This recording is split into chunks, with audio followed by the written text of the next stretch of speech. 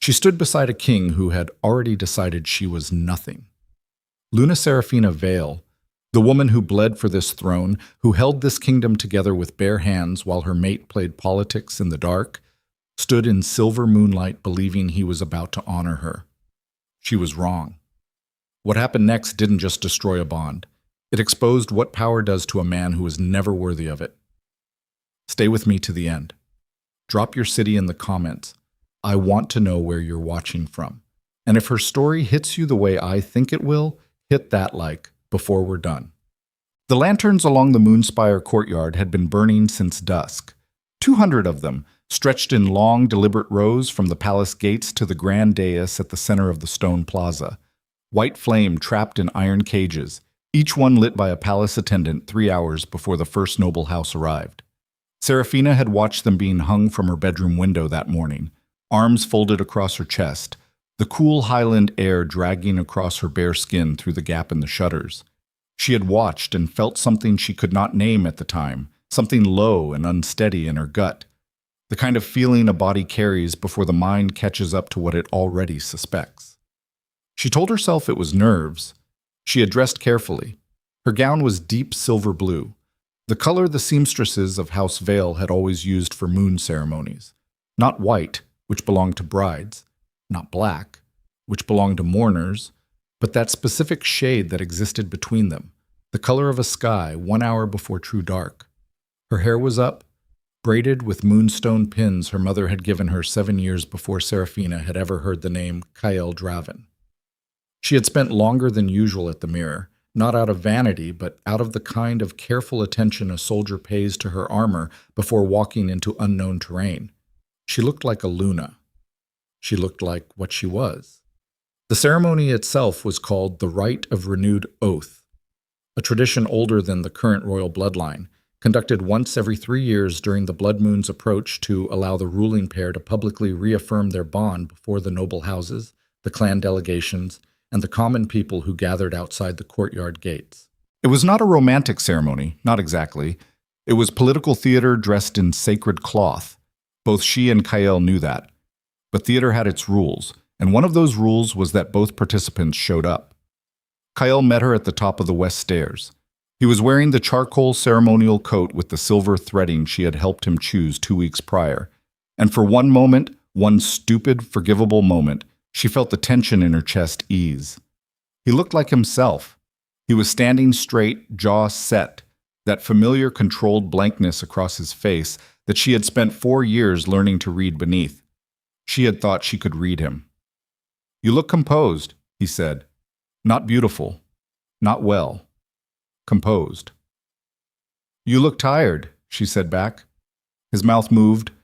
Not quite a smile. Not quite anything. "Long week." They walked out together into the lantern light, and the roar of the assembled crowd rolled toward them like a tide. Thousands of people packed into and around the courtyard, pressed against the iron rail fences at the perimeter, hanging from balconies along the adjacent guild halls. The common folk in rough wool and the noble delegates in house colors, all of them turned toward the dais where the high steward stood waiting with the ceremonial scroll and the bonding oil. Above it all, the moon hung enormous and bone-pale in the cloudless sky, close enough at this time of year that the wolves in the crowd could feel it moving in their blood like a second heartbeat. Seraphina could feel it too.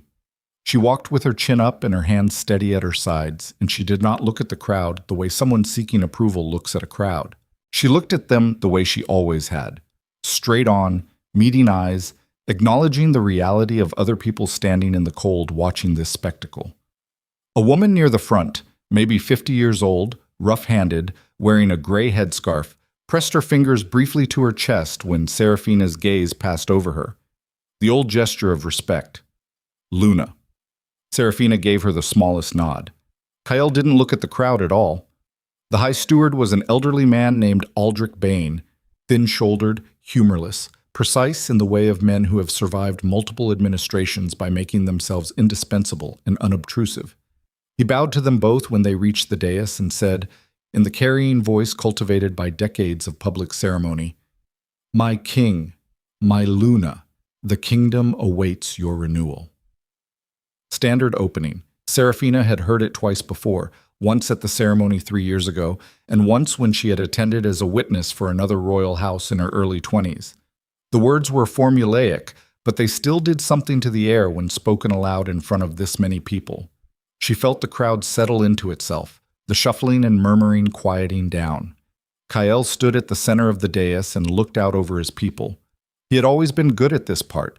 Whatever else she had come to understand about him across 4 years, she had never disputed that he knew how to occupy space in front of a crowd. He was tall and lean, shoulders squared, and when he looked out over a gathered assembly, he had this stillness to him that read as authority. Not warmth, not connection, but the specific gravity of a man who did not doubt his right to stand in the highest point of any room. He let the silence build for 3 full seconds. Then he said, "Tonight is not what you were told it would be." Seraphina heard it, but didn't understand it immediately. The words arrived with a slight delay, the way a physical blow sometimes does. Kyle continued, voice carrying without effort, without the ceremonial cadence of the script Seraphina had read through twice in the past week. This was off script. This was his own voice, controlled and deliberate, and she realized she was standing very still. "The rite of renewed oath," Kael said, "requires honesty before the moon and before this kingdom, and honesty demands that I acknowledge what is true rather than perform what is expected." Around her, the crowd had gone genuinely quiet, not the managed quiet of ceremony, the held breath quiet of people who sense something is wrong. Seraphina turned her head and looked at him directly. He did not look back at her. "I have spent the past year," Kael said, "discerning what this kingdom needs from its throne, what it needs from its queen." He paused, and the pause was perfectly calibrated, long enough to feel significant, short enough to prevent interruption. "I have reached a conclusion that will be difficult, and I have decided that difficulty does not excuse delay." From the far left side of the dais, from behind the heavy velvet curtain that separated the ceremonial stage from the preparation area, a woman walked out. She was tall, dark-haired, dressed in ceremonial white, bridal white, the white that belonged to this occasion only in a specific and unambiguous context. She moved without hesitation, crossing the dais in long, smooth strides, and she stopped at Kael's right side. Seraphina had seen Lady Evelyn Thorne at court functions. Everyone had. The Thorne family controlled 3 southern trade routes and had been cultivating proximity to the throne for 2 generations. Evelyn herself was 31, well-educated in the political arts, and had been described in various noble circles as ambitious, charming, and cold in the way of people who have decided early that warmth is a liability. She stopped at Kael's right side, and she did not look at Seraphina either. "Lady Evelyn Thorne," Kael said, "will stand as Queen of the Lycan Kingdom. This is my decision and my declaration before the moon and before this assembled realm." The crowd broke apart, not into applause, into noise, confusion and shock, and the particular sound of 2,000 people reacting to something none of them had been told to expect. Somewhere in the back, someone shouted something that was swallowed by distance. The noble delegates along the front rows were visibly exchanging rapid, low words, heads bent together, hands moving. A woman near the iron fence was crying, though whether from shock or distress or some other emotion Seraphina could not determine. Seraphina stood on the dais and understood what had happened. Not in pieces, not gradually, all at once, the complete picture assembling itself with the terrible clarity that only arrives after you have been carefully kept from seeing it. The last 8 months reorganized themselves. Kael's increasing distance, which she had attributed to the pressure of border disputes, his long absences from their shared chambers, which she had attributed to the sleeplessness that came on him during high-stress governance periods. The time she had been sent to represent the throne in the Eastern Territories on missions she now understood had been designed to keep her occupied and away from the palace. The councils she had been excluded from for procedural reasons that had seemed minor individually and now read as systematic. She had been managed, moved around the board like a piece while a different hand reset the other pieces without her knowledge. Her hands were still at her sides. She became aware of that consciously, that her hands were still, that her face was probably very still too, and that the entire crowd that was not shouting or weeping or talking was watching her, waiting for her to break. waiting to see what a Luna who has just been publicly discarded looks like when the moment arrives. She did not give them that. Kael turned to her then, the first time he had directly looked at her since they'd walked out together, and she searched his face with the same attention she had paid to that mirror this morning, looking for something real beneath the composed surface. Guilt, apology, shame, even the decency of discomfort. What she found was expectation. He expected her to accept it. "Seraphina," he said, and his voice had dropped slightly, the public projection replaced by something more direct, though not private. They were still fully in the open, still surrounded, and whatever he was about to say was still going to be heard by everyone within 50 feet. "I need you to understand that this decision serves the kingdom, not spite, not vanity. What I need you to do tonight is stand with dignity and release this gracefully, for the stability of everything we've built." Everything we've built. She heard the "we," and it landed somewhere very specific, somewhere between her sternum and her spine. "I want you," she said, low and measured, "to tell me when you made this decision." "This is not the time for—" "When?" she said. His jaw moved. "The timeline is not—" "How many months?" she said. Not a question, a statement that needed to be finished. "Seraphina." His voice had an edge in it now, the first break in the controlled surface. A warning. She had heard that edge before, usually in private, usually when she had pushed past where he wanted her to go in a conversation. "I need you to stand down, not for me, for this kingdom." "Say the number," she said. 7 months, Eveline said. Seraphina looked at her. Eveline had turned her head and was watching Seraphina with an expression that was entirely unreadable. Not triumphant, not apologetic, not defensive. Simply informational. As if she had just answered a question about trade routes. 7 months, Seraphina repeated. 7 months ago, she had been sitting in the war room beside Kael presenting her findings on the northern clan disputes. 7 months ago, she had spent 3 consecutive days helping the palace physicians manage a fever outbreak in the lower city because the court healers were overwhelmed. 7 months ago, she had been Luna of this kingdom in every functional sense of the word, and she had believed, she had fully, completely, without reservation believed, that her mate was her partner. "You've been planning this for 7 months, she said, and you sent me east twice during that time."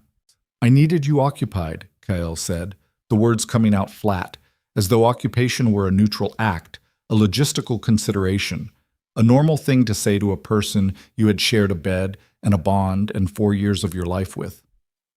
The transition required stability. Something moved through her then. Not anger, not yet, because anger requires a kind of belief in the injustice of something, and what she was feeling in that moment was more fundamental than anger.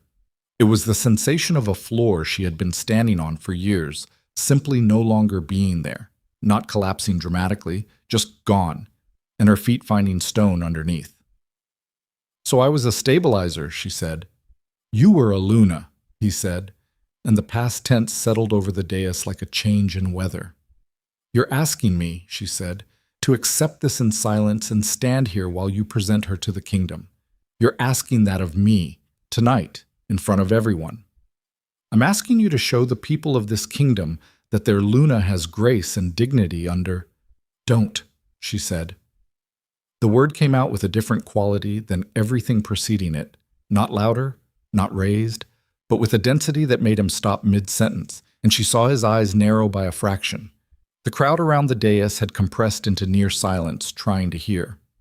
Aldrich Bane was standing at the side of the platform with the ceremonial scroll half unrolled, doing absolutely nothing, which Seraphina suspected was the wisest available option for him.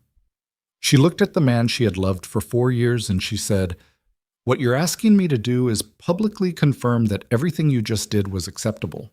That a woman can be used and managed and moved around and replaced, and then asked to stand quietly and call it dignity. And you're framing it as a request, but what you mean is that you've already decided I have no other choice." Kael said, "You don't." The simplicity of it was extraordinary. The total absence of apology. "Kael," she said, and his name sounded different now. She could hear it herself. stripped of the particular tenderness she had always given it without consciously deciding to. Just a name, just syllables. You have made the worst calculation of your life. Seraphina, I'm not refusing your ceremony. She said it clearly enough for the nearest nobles to hear without difficulty. I'm leaving it. She walked off the dais, not storming, not crumbling, walking with the same unhurried, deliberate step she had used to walk onto it, spine straight, chin parallel to the ground, hands loose at her sides. She passed Aldrich Bain, who gave her a look of genuine anguish that she registered and filed away. She passed the first row of noble delegates and saw Lord Cedric Aine, who had always been one of the more honest men in court, watching her with his hands pressed flat against his thighs and his mouth a hard line. She did not look back.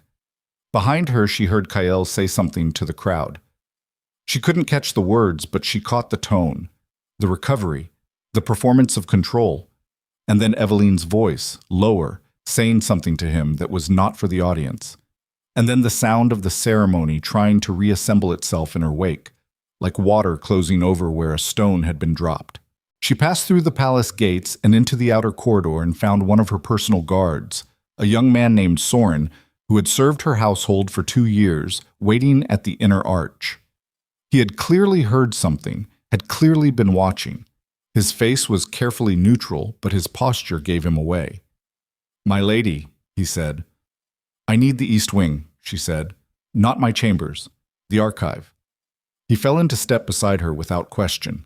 The corridor was marble-floored and torch-lit and long, and her footsteps echoed. It was only in the echo that she became aware her breath had changed, shorter, higher in her chest, a slight rapid quality to it that was the body managing what the mind was trying not to fully process yet. She made herself slow it down, in through the nose, counting 4, out through the mouth, counting 4. Her wolf, the animal presence that lived alongside her human consciousness the way a second body lives alongside the first, was rigid with tension, hackles raised, that low sustained vibration of a creature responding to threat. "Easy," she told it. "Not yet." The archive was a large, cold room, 3 floors up in the East Wing, full of leather-bound records and map cases and shelves of administrative documents going back 2 centuries. It smelled of old paper and lamp oil. Seraphina had spent considerable time here over the years. She had always preferred to go to the original documents rather than trust second-hand summaries, which was a habit that had occasionally irritated Kael's advisors and occasionally saved the kingdom from misinformation. She sent Soren to wait outside the door, and she stood alone in the archive, and she let her hands shake, just for a moment, just for the count of 10. She pressed her palms flat against the edge of the nearest table and let the shaking happen. The physical truth of 4 years dismantled in one public scene, the betrayal moving through her nervous system the way cold moves through a wet coat, bone deep and total. Her eyes burned. She did not cry, because crying would require the kind of surrender she was not ready to make. But the burning was there, and she acknowledged it. Then she straightened. She found the administrative section, the records of council proceedings from the past 12 months. She pulled the relevant volumes and set them on the table and opened the first one, 7 months of council minutes. She started reading. The first thing she noticed, roughly 40 minutes into the documents, was an absence. Her name appeared regularly in council records up to approximately 9 months prior. She had been a consistent presence in formal proceedings, her recommendations logged as part of the deliberative record. After that threshold, her appearances in the records thinned. Occasional consultations, a few committee proceedings related to the Eastern Territories, nothing involving the primary councils. The second thing she noticed was a name she had seen at social functions but not in governance contexts. A man called Rector Aldrich Vane, who was listed as a special advisor appointed 7 months ago to oversee trade policy negotiations. Seraphina stared at that name for a long moment. She had met Rector Vane twice. He was a lean, precise man in his 50s who moved in Evelyn Thorne's social orbit and had always been introduced to Seraphina as a merchant consultant. He had apparently been voting in palace councils for 7 months. She kept reading. By the second hour, she had found 3 separate instances of formal policy decisions that had been presented to the Northern Clan delegates as coming from the throne's unified position. Decisions she had never been consulted on, positions she had never agreed to, including a territorial boundary dispute. She had spent the better part of 3 months working toward a specific resolution, only to find that the resolution had been unilaterally reframed and issued over Kael's seal without her knowledge. The northern clans, based on the written responses logged in the file, had been confused and then angry. Their formal letters of concern were in the archive. They had been filed under administrative correspondence and apparently never responded to. She put the letter down very carefully. The picture she was building was not the picture she had been living in. The picture she had been living in was a mate bond under strain, a king under pressure, a partnership navigating difficulty. The picture emerging from these documents was something more deliberate. The northern alliances she had cultivated, painstakingly, over years, through genuine relationship and earned trust, had been quietly dismantled. The administrative groundwork for what happened tonight on that dais had been laid carefully over months, and part of that groundwork had involved making sure the Luna's independent standing was gradually, methodically, non-dramatically reduced. She had been made peripheral on purpose, so that when she was removed tonight, the institutional structure would already exist to function without her. She sat back in the archive chair and looked at the ceiling. The torches in the wall brackets were burning low. She must have been in here longer than she thought. Outside the high window, the moon was a white eye watching, enormous and impartial as it always was. She thought about Kael on that dais saying what you don't, 2 words, the complete absence of doubt in them. She thought about 7 months of careful, managed reduction, and she understood now why she had been sent east. Not just to keep her away, to let the northern clans receive mixed and contradictory messages from the throne during her absence so that her relationships there would fray. To ensure that the network she had built would have reason to distrust the palace's consistency and therefore distrust her by extension. It was thorough work. She would acknowledge that. And it had almost worked. She stood up from the chair and began replacing the documents in their proper positions. At the door, she told Soren, "Send word to Lady Marin Ash. Tell her I need a meeting before morning. Tell her it's not social." Lady Marin Ash was one of 3 people at court.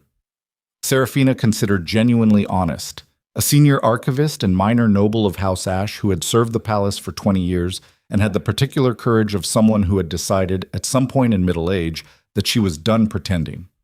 Marin would not have been involved in what Seraphina had just read. Marin also would not minimize it. Soren said, "My lady, I should tell you, there's been some movement in the courtyard. After you left, there was—" He paused, choosing words. "There was a disruption. Some of the common people pushed against the fence. The guard dispersed it. But people are angry," Seraphina said. "People are—" He stopped again. "People didn't know this was coming. They're saying things." "What things?" "That the Luna was wronged." She looked at him for a moment. He was 23, earnest, had a mother in the lower city who sent him dried herbs on his name day. She had always known these things about him because she had always paid attention to the people who worked in her household, which had occasionally seemed to surprise them. "Go find Marin," she said. "Then get some sleep." "My lady." "I'm not going to do anything tonight, Soren. Go." He went. She walked back to her chambers by the servants' route, which was slower but less visible. And when she arrived, she sat at the desk by the north window and looked out at the upper courtyard, still lit by the last of the ceremony lanterns, some of them beginning to gutter. The formal bond between her and Kael was still intact, physically, metaphysically, in the way of mate bonds that existed in Lycan bloodlines as a real and bodily connection, not a metaphor. She could feel it even now, the thread of it running through her chest at an angle she had always felt as warmth.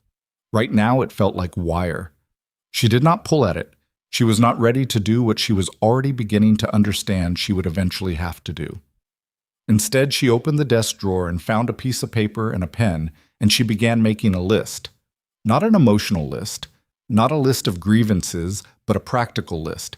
Things she knew, things she needed to verify, people who owed her nothing but respect, which was the only currency she trusted anymore. Names in the north, Clan Elder Bryn of House Ashford, the Greywood Council, a woman named Dara, who ran the northern trade corridor and had shaken Seraphina's hand once and said, with the directness of someone not trained in palace manners, You're the only one from the palace who's ever talked to me like I wasn't an obstacle. She wrote Dara's name. She wrote the names of the commanders she was not certain of and the names of the two she was. She wrote at the bottom of the page 2 words and underlined them, the archive. She had spent 4 years fighting for Kael's kingdom. She had not yet begun fighting for herself.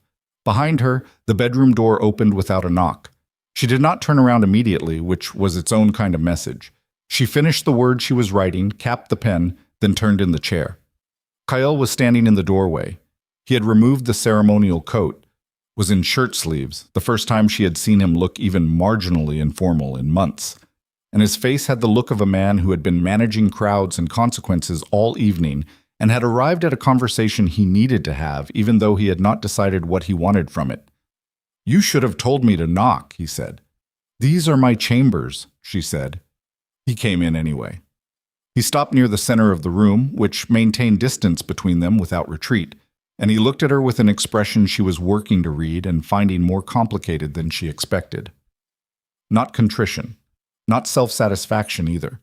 Something closer to the look a man wears when he has completed a necessary and unpleasant surgery and is now assessing the patient. "Tonight went harder than it needed to because of how you left," he said. "I left," she said, "because you publicly announced that I was being replaced and asked me to applaud it.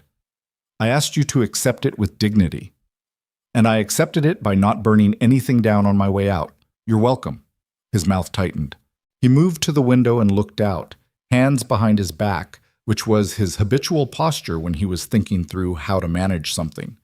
She had once found that posture reassuring, evidence of a man who thought carefully before speaking. Now she watched it with different eyes. "Evelyn's family brings the southern trade routes," he said. 3 of them. Under her name and seal, those routes double our annual import capacity and give us leverage against the eastern city-states that we have not had since my father's time. That is what tonight was about. Not what?" she said. "Not the 4 years I have given this throne? Not the northern alliances I built with my own hands? Not the fever outbreak I managed while your court physicians were overwhelmed? Not the 18 months I spent personally negotiating the Greywood Compact that is the reason your northern border has been stable?" She paused. "Tell me what tonight was not about, Kael. I want to hear the list." He turned from the window. The controlled surface had developed something beneath it. She could see the pressure of it, the way a frozen river shows the current moving underneath. "You are never going to be what this throne needs in the next decade," he said. "That's the truth. And I should have told you plainly instead of spending 7 months systematically undermining my standing and sending me east so you could do it in the dark," she said. "Yes, you should have." The silence that followed had a quality she hadn't heard from him before. Not the silence of a man who has been caught, of a man who has been fully seen and is only now calculating whether that matters.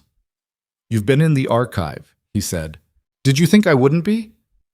I thought you might not be ready to what? Know the truth of what was done to me?" She stood up from the chair and faced him fully across the room. "You made a very specific miscalculation tonight. You assumed that the woman who loved you was the same as the woman who would lie down and accept being erased. They're not the same woman. Seraphina, I need you to leave my chambers. We need to discuss the formal— I need you," she said, "to leave my chambers. Whatever formal arrangements need to be made, they will be made through proper channels during daylight hours. Tonight, you are not my king, and you are not my mate. Tonight, you are the man who just told 2,000 people and a moon that I was expendable, and I need you out of this room." He looked at her for a long moment. Something moved across his face. She could not name it, and she found, for the first time in 4 years, that she did not particularly want to. He left. The door closed. She stood in the middle of her chambers and breathed in the silence. It was not a peaceful silence. It was the silence after an impact, when the ringing has begun and you are still assessing whether you can stand. But she was standing. She was standing in silver blue fabric in a room that still smelled of candle wax and cold Highland air, with a list of names on the desk behind her, and 4 years of learned loyalty in the process of becoming something else entirely. She went back to the desk. She added 2 more names to the list. She did not sleep that night. By the time the first pale light arrived at the north window, Marin Ash had been and gone, and the document Marin had pressed into her hands before leaving, quietly, with two hands, the way you hand someone a thing of weight, was sitting open on the desk. It was a formal record of a council proceeding from 6 months prior, a closed session. A session Seraphina had been excluded from on the basis that it concerned trade policy, which was outside her formal portfolio. The record showed that during that session, a motion had been formally introduced to begin the process of reviewing the Northern Compact, the Greywood Agreement Seraphina had spent 18 months building, for potential renegotiation. The motion had been introduced by Rector Aldris Vane. It had been seconded by Evelyn Thorne, and it had been approved by King Kyle Draven. Seraphina stared at the document for a long time. Then she heard it, not with her ears, but in the way that wolves hear the things their human halves miss, a sound from the lower city, distant and growing. Not one voice. Many.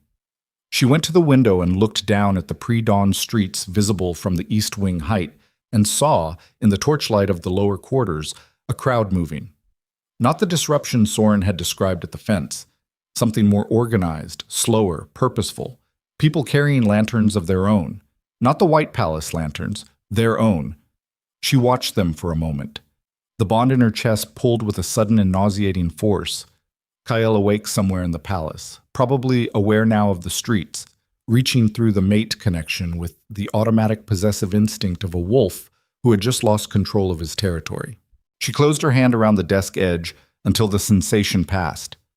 Then she folded Marin's document carefully, tucked it inside the front cover of the first volume she had pulled from the archive last night, and made a decision. Not the big one. Not yet. But the first one.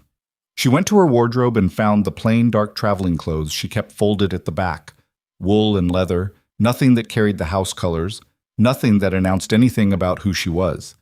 She had packed them herself 3 months ago, during one of those nights when the feeling in her gut was telling her something her mind had not yet caught up to. She dressed in the dark. She picked up the archive volume with Marin's document inside it. And when a second knock came at her chamber door, not Soren's knock, harder, more urgent, one of Kyle's royal guards by the cadence of it, and a voice said, "The king requests the Luna's immediate presence in the council chamber to address the unrest in the lower city." Seraphina Vale stood very still in her plain dark clothes with her travel bag on the floor and heard the word Luna and felt something inside her go absolutely cold and absolutely clear. She had two choices. She could go to that council chamber. She could stand in Kyle's war room while he managed the fallout of his own choices, and she could be used one more time to smooth over consequences she had not caused. She could be the stable ground under someone else's fire. Or she could walk out the servants' passage, reach the north gate before the palace woke fully, and head toward the one voice that had ever said, directly and without court manners, that she was the only person from this palace worth talking to. The guard knocked again. "My lady, the king requires—" Seraphina shouldered the bag. She picked up the archive volume. She moved to the servants' passage door and opened it without a sound. Behind her, through the chamber door, the guard was still speaking. "Kyle requires. The king requests. The throne needs." All the ways she had been called toward duty for 4 years. All the ways the kingdom had been placed in her hands like a weight she was expected to carry without asking whether she had chosen to pick it up. She stepped into the passage. The door closed. And somewhere in the lower city, the lanterns of people who had not been told they were expendable were still burning. The north gate was unguarded at that hour. Not because the palace had grown careless, because the guard rotation shifted at pre-dawn, a 15-minute window that Seraphina had observed and quietly catalogued 8 months ago during one of those restless nights when she had walked the palace perimeter alone, telling herself she was clearing her head. She understood now she had been preparing without knowing what she was preparing for. The body keeps its own counsel. It stores information the conscious mind doesn't yet want to hold. She moved through the gate and into the outer city before the eastern sky had committed to any particular color. The lower city streets were mostly empty at this hour, but not entirely. Bakers, dray workers, A woman hauling water in 2 buckets hung from a wooden yoke across her shoulders, who glanced at Seraphina's plain clothes and plain face and looked away without interest. That anonymity was a small, specific relief. She was not Luna here. She was a woman walking north in the dark with a bag and a book and a list of names. She kept moving. The northern road out of the capital city was a hard-packed dirt track that turned to stone pavement for the first 2 miles and then reverted to packed earth once the merchant's quarter ended and the territory opened up. She had traveled it formally in a palace carriage with outriders several times. She had never walked it. It was a different road on foot, narrower feeling, more immediate. The cold hit her face without the buffer of glass and curtain, and she let it, because the cold was honest in a way the past several hours had not been. She walked for 2 miles before she heard the hoofbeats behind her. Single horse. Not fast. Controlled. Someone who had spotted her and was approaching at a pace designed not to startle. She stopped walking. She did not turn around. She let the rider come to her, which was its own kind of positioning, making him cover the distance, making him be the one who arrived. The horse stopped 6 feet behind her. "You left your guards," Soren said. "I told you to sleep." "I did." A pause. "For about an hour." Another pause. "My lady, I've been in your household for 2 years. If I let you walk north alone at dawn the day after last night, I don't think I could look at myself." She turned around. He was on his own horse, not a palace mount. A brown cob that was his personal animal, which told her he had not gone through the stable master. He had his own travel bag. He was wearing his own clothes, not livery. He had made a decision before he came after her, and the decision had been to follow her as a person, not as a guard following his post. That distinction mattered to her. "If you come with me," she said, "you can't go back. Not right away. Kale will have questions about where I've gone, and anyone in my household is going to be on the short list of people he looks at." "I know. Your mother is in the lower city."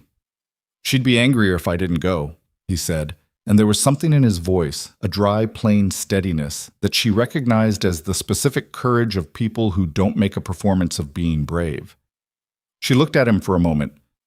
"Keep up," she said, and turned north again. He fell in beside her at a walk, leading the horse rather than riding above her, which she noticed. They moved in silence for a while, the road unfolding gray-brown ahead of them in the arriving light, the capital falling behind. It took 4 days to reach Dara's compound. The territory changed as they climbed, the flat farmland giving way to stands of birch and then the harder, older forest of the northern highlands, the kind of forest that didn't look welcoming and wasn't meant to. The road thinned to a track. The track developed ruts from pack animals and seasonal rain. On the second day, they passed through a small village where a man outside a stone building watched them walk by, with the particular watchfulness of someone who lives on a route that the capital doesn't care about, and has learned to assess strangers quickly. Seraphina met his eyes as she passed. She didn't nod, didn't smile, didn't perform anything. He watched her pass and then went back to splitting wood. On the 4th morning they arrived. Dara's compound was built into the side of a rocky slope at the edge of the first serious highland. Not a castle, not a palace, but a set of connected long buildings with stone foundations and timber walls, smoke coming from 2 chimneys, the whole thing surrounded by a practical fence of sharpened timber posts that was designed to be meaningful rather than decorative. Outside the main gate, 3 large dogs were lying in the thin morning sun, and they lifted their heads as Seraphina approached, but did not bark. A woman appeared in the gate opening before Seraphina reached it. Dara was 40 or thereabouts, broad-shouldered, with gray already working through her dark hair, and a face that had been outside in all weathers for 20 years. She was wearing work clothes, heavy canvas trousers, a quilted vest, and she was carrying a mug of something hot that she had clearly just poured and had not yet drunk from. She looked at Seraphina. She looked at the plain clothes and the bag and the archive volume tucked under Seraphina's arm, and the 2 days unwashed traveling state of both of them. "Huh," she said. "You told me," Seraphina said, "that I was the only person from the palace worth talking to." "I did say that. I need to know if that's still true." Dara looked at her for a moment longer. Her eyes were the color of river stones, steady and unenthusiastic about sentiment. "Come inside," she said. "Your wolf looks like he needs coffee more than you do." Soren, who had not been called a wolf in that context before, blinked once and followed.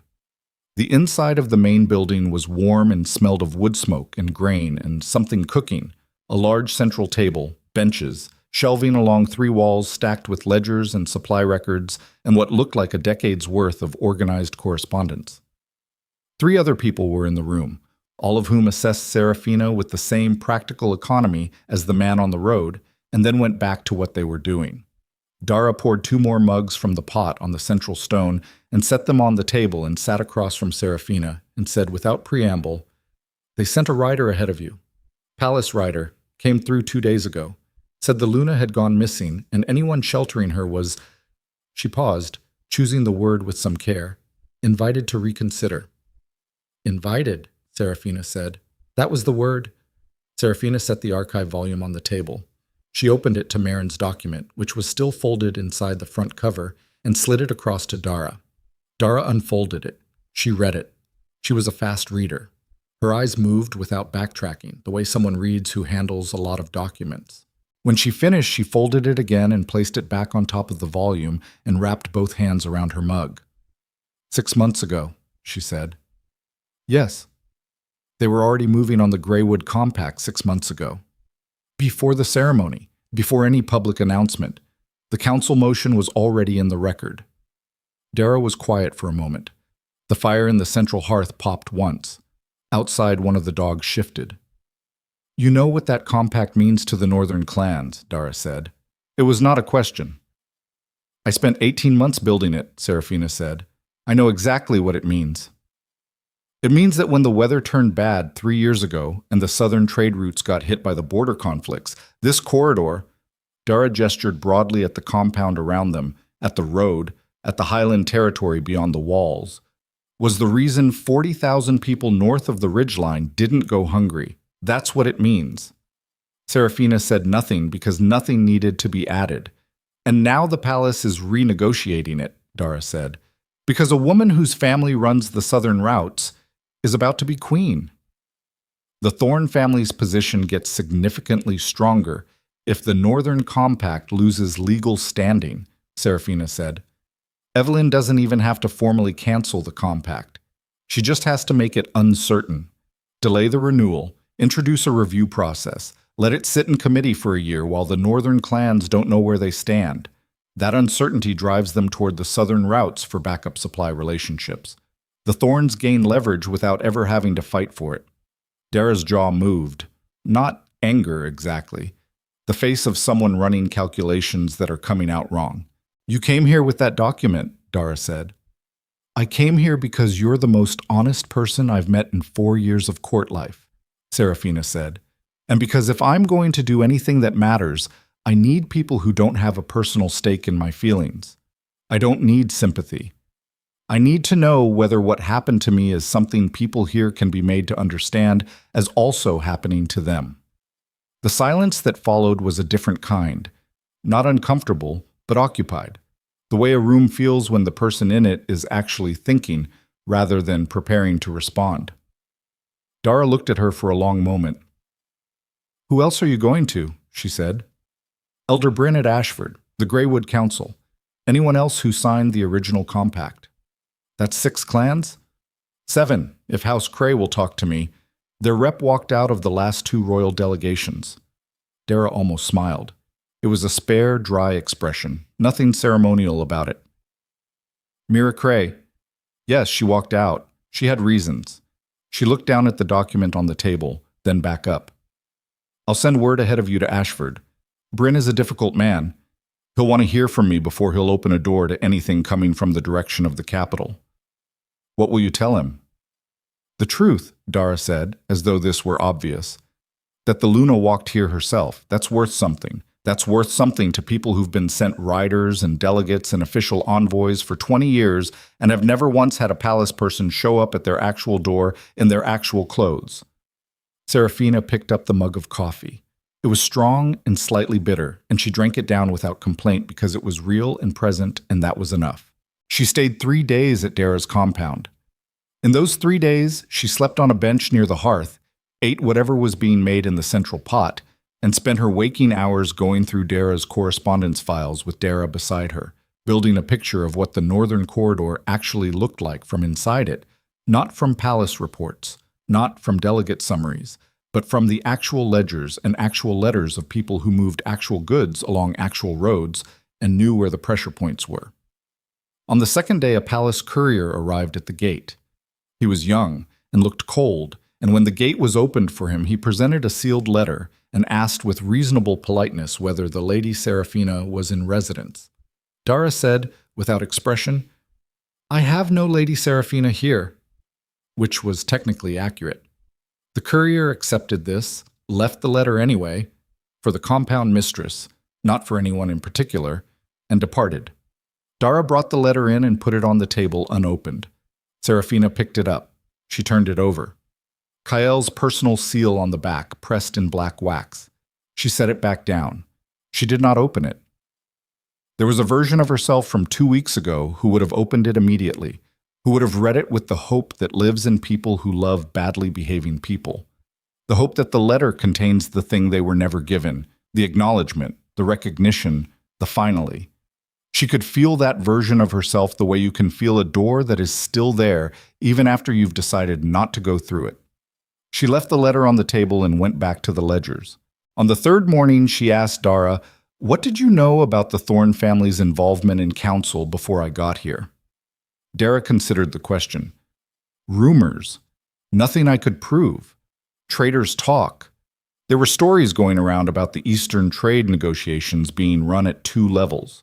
The official level and the level where the Thorne reps were present at conversations that weren't in any official record. Closed sessions. Meetings that didn't have records at all, from what I heard. Not sealed sessions.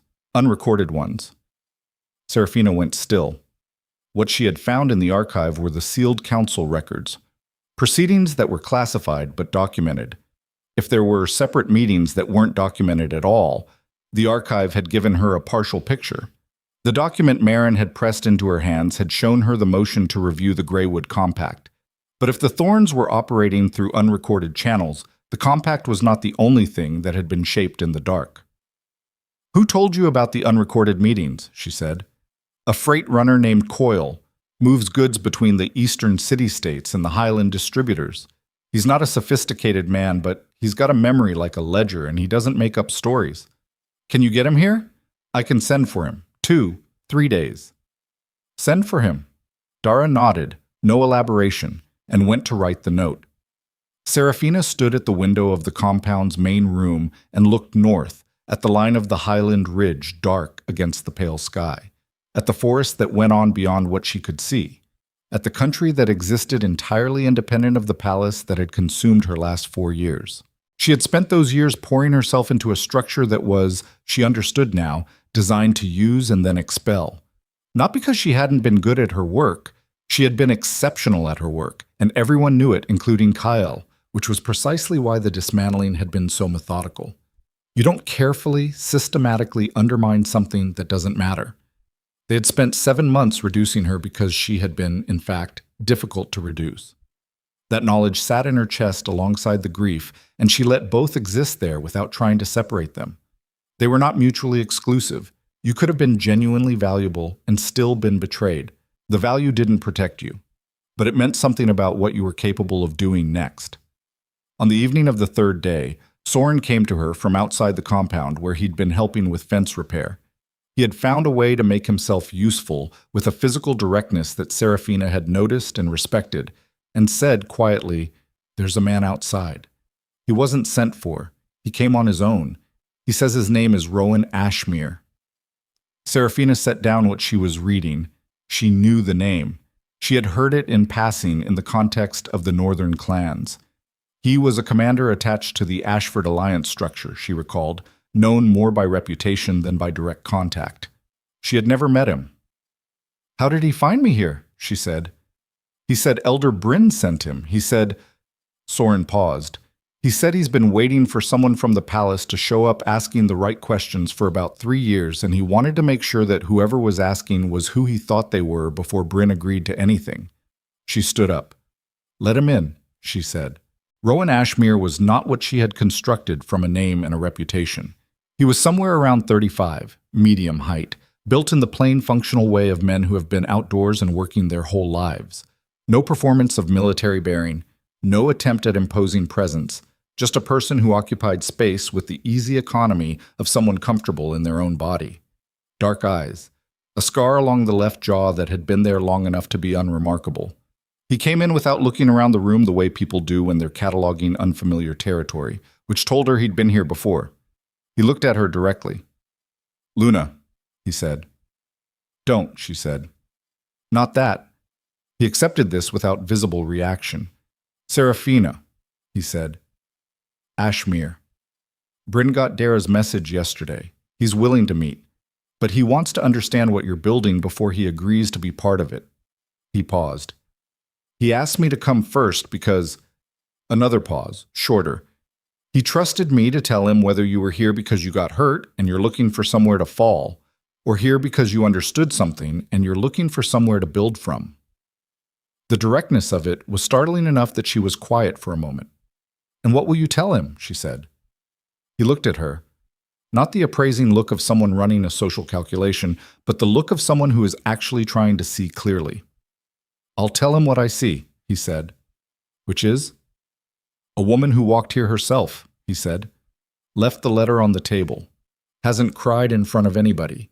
He glanced at the archive volume on the table, at the open ledgers beside it, and has been reading trade records for 3 days instead of talking about her feelings. Seraphina looked at him for a moment. "Tell Bryn," she said, "that I found something in the palace archive that concerns every clan that signed the Greywood Compact. Tell him I'm not here for sympathy or shelter. Tell him that if he wants to understand what's been done to the North while the palace was distracted by its own politics, I have the documentation, and I need a room and an audience." Rowan held her gaze for a beat. "He'll want to know what you're asking for in return," he said. "Nothing yet," she said. "I'm not ready to ask yet. Right now I'm only showing people what's true. What they decide to do with it is their own choice." Something shifted in his expression, small, brief, the kind of thing that appears and disappears quickly in people who are careful about their faces. Not surprise. Something closer to recognition. "I'll tell him," Rowan said. He left. The door closed behind him. The fire settled. Dara, who had been sitting at the far end of the table through this exchange with the stillness of someone wise enough to stay quiet during important conversations, reached for her mug and drank from it. "Rowan Ashmere," she said, not quite to Seraphina, more as a statement for the room. "You know him," Seraphina said. "Everybody north of the ridge knows him," Dara said. "He's the only man Bryn actually listens to. And Bryn is the only elder who could bring the Greywood Council and House Cray and the 2 Highland commanders to the same table without a year of negotiation." Seraphina pulled the archive volume toward her again. She opened it to the page she had marked. Outside, through the compound walls, the Highland wind was moving through the birch trees with a sound like water. She understood now, not fully, not yet, but with enough clarity to work with, that what had been done to her and what had been done to the North were not separate things. They were the same thing, approached from 2 angles. She had been the obstacle between the throne and the northern clans. The northern clans had been the obstacle between the Thorne family and consolidated southern trade dominance, remove the Luna, destabilize the compact, redirect the dependency. It was clean work, patient work, and it had been accomplished using her own loyalty as the instrument. She turned to the next page. She had her list of names, she had the documentation, she had Dara and the promise of Bryn, and a room in the north where no palace courier could reach her without a 2-day ride and a gate that didn't open automatically. And she had something else. Something she was only now beginning to allow herself to fully acknowledge, because she had spent the past 4 days moving too fast and too purposefully to sit still with it. The mate bond was still there, wire-tight in her chest, Kyle's presence at the other end of it, a dull persistent pressure she had been working around the way you work around an injury, compensating your gait without deciding to. She could feel him. She knew he could feel her. He knew she was alive. He knew she was north. He could not know exactly where, but he could feel the direction and the distance the way wolves feel those things. And she understood that the unopened letter on the table was not his last attempt at contact. There would be more riders. There would be, eventually, something with more authority than a rider. She needed to move faster than she had been moving. She turned to Dara and said, "When is Coil expected?" 2 days, maybe 3. After I've talked to him and I know what the unrecorded meetings look like, I need to be at Bryn's table within the week. Dara looked at her steadily. That's fast. I know. You're not recovered. I don't need to be recovered, Seraphina said. I need to be right. Dara considered this with the unhurried pragmatism that Seraphina was coming to understand as her fundamental register. Then she nodded once, stood, and went to write the second letter. Seraphina sat at the table alone with the ledgers and the archive and the cold Highland evening pressing against the windows, and she looked at her own hands on the table. 4 years of a throne that had been managed and maintained and stabilized by those hands. Whatever came next was going to be built by them instead. She turned the page, and somewhere in the capital, in the palace she had walked out of in plain clothes at dawn 4 days ago, a different kind of fire was beginning. Not the people's lanterns this time, but the slower, more dangerous fire of a king realizing that the woman he had discarded was not dissolving the way he had calculated she would, and that the silence from the north was not the silence of defeat. It was the silence of someone building something he couldn't yet see, and it was too late to stop it. Coil arrived on the second day, not the third. He was a small man, wiry in the way of people who have spent their lives moving rather than standing still, with hands that were permanently stained dark at the knuckles from rope and cart grease. He came into the compound without ceremony and accepted the mug Dara handed him and sat at the table across from Seraphina and looked at her the way working people look at someone they've heard about but never seen directly, assessing without malice, forming a picture. "You're smaller than I thought," he said. "You're earlier than expected," she said. He shrugged one shoulder. "Heard there was urgency. I move fast when there's urgency. That's the job." "Tell me about the meetings," she said. "The ones without records." Coil drank from his mug, set it down, turned it once in his hands.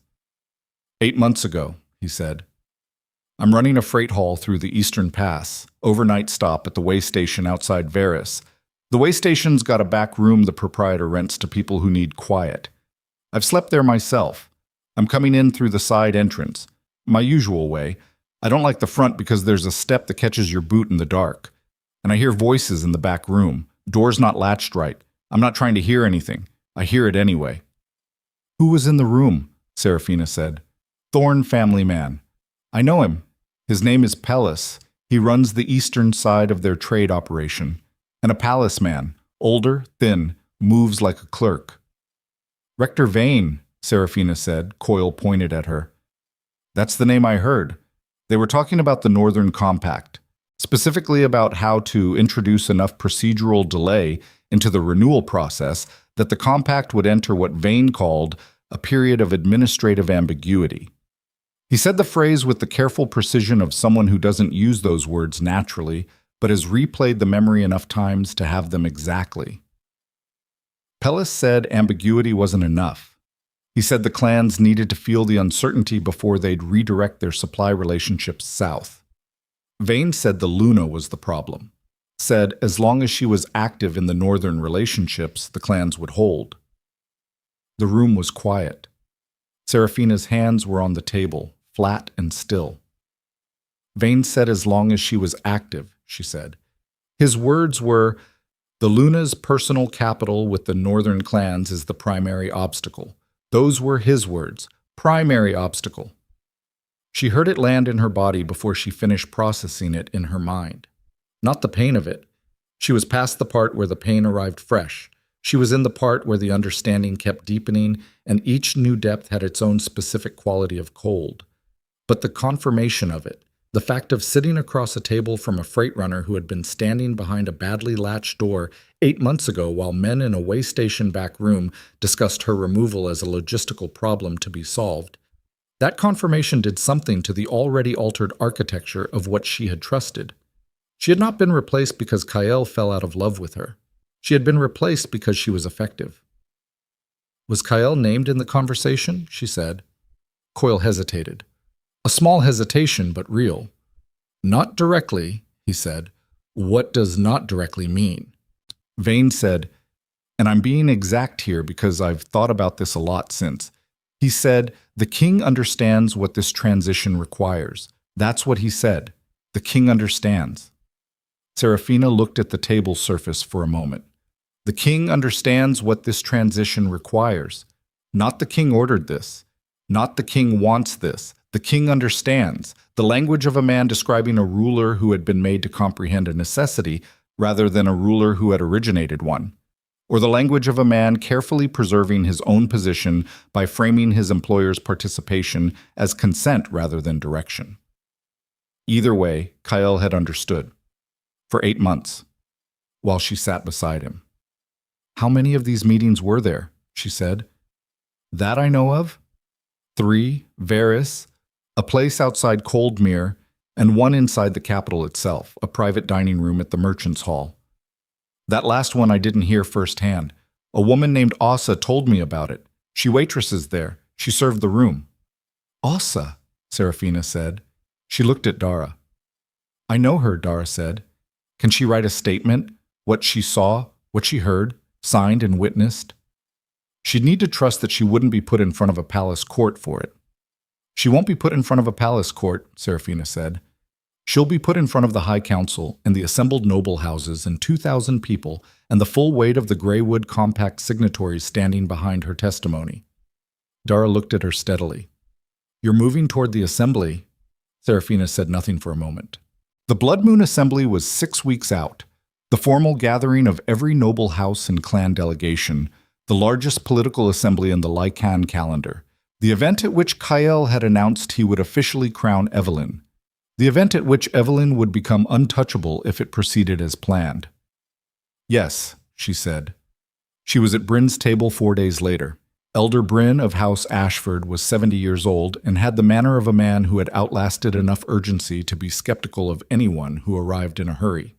He received Seraphina in the main hall of the Ashford Longhouse, a large, smoky, serious room with exposed timber beams and walls hung with clan banners in the weathered colors of families that had been in this territory for 200 years. Around the table sat 7 people.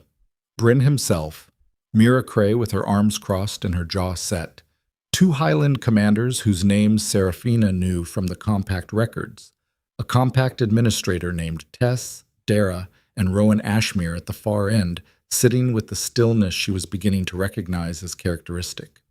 Seraphina had prepared for this meeting the way she had always prepared for difficult negotiations, not by rehearsing arguments, but by making herself clear about what was true and what she was willing to say in front of people with the power to walk away. She laid the archive document on the table, Coyle's account, written in his own hand and witnessed by Dara, the pattern of closed and unrecorded sessions, the timeline of her exclusion from Northern policy decisions set alongside the timeline of the Thorne family's advancing position. She did not editorialize. She presented the sequence and let the sequence be what it was. Bryn listened without interrupting. Mira Cray leaned forward halfway through and did not lean back. The Highland commanders exchanged a look at the point where the compact motion was revealed that Seraphina read as the look of people having a suspicion confirmed. When she finished, Bryn was quiet for a long time. "You're asking us to stand with you at the assembly," he said. "I'm asking you to be present with your documentation of what the compact means to this territory," she said. "I'm asking you to stand as witnesses to what is being taken from the north. I'm not asking you to stand for me." "Those aren't separate things," Mira Cray said. Her voice was flat and direct, a woman not interested in diplomatic framing. "You built the compact. They dismantled it to remove you. Standing for one is standing for the other." "I know," Seraphina said. "I said it the way I said it because I wanted you to make the choice with clear eyes, not because you feel obligated to a woman who was wronged." Mira looked at her for a moment. "I don't make choices out of obligation," she said. "I walked out of the last 2 royal delegations because the man across the table from me was talking about northern interests while his advisor was running numbers for the Thorne southern routes in the margin of the same document. I've been waiting for someone to bring me a reason to do something about that." Seraphina looked down the table at Rowan. He was watching her with the same quality of attention he had given her at the compound, not waiting to speak, not calculating, just present. Bryn said, "I'll bring the clan delegation, on one condition." "Name it," she said. "Whatever you're planning at the assembly," he said, "you finish it. You don't bring us into the open and then negotiate your way back to a palace compromise. You don't accept a private settlement that leaves the compact in administrative ambiguity. You end it completely, one way or the other." "Yes," she said. She said it without hesitation and without qualification because it was already true. The next 3 weeks were the most sustained work of her life. She moved between the northern clan compounds with Soren and Rowan. Rowan, who knew every road and every name and every unspoken grievance in the Highland territory, who never spoke more than was needed and never spoke less, who brought her into rooms she could not have entered alone and then stood back and let her work. She gathered testimony. She gathered documentation. She gathered the specific, unromantic, inarguable evidence of what the Thorn operation had cost the North across the past year. Supply delays, manipulated pricing, a border post that had been quietly understaffed at a key point during a winter that had killed 11 people in a Highland settlement because emergency supplies couldn't get through. 11 people. She wrote their names down. In the 4th week, the first serious trouble arrived. She was at a way station south of Ashford, going over documentation with Tess and one of the Highland commanders, when Soren came in from outside with a different quality in his step.